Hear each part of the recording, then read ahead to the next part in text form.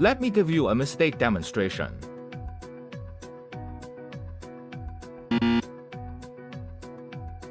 Install 1/3 of one of the adapter. Install 1/3 of another end of adapter. And push both ends together.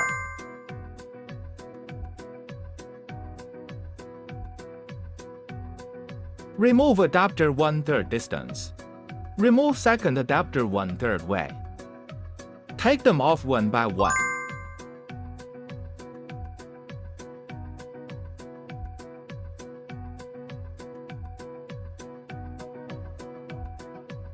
Push the tool into the hole.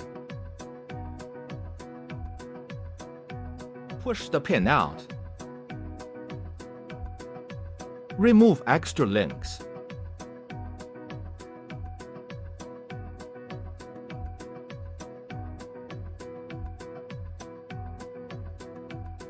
Connect the two parts together.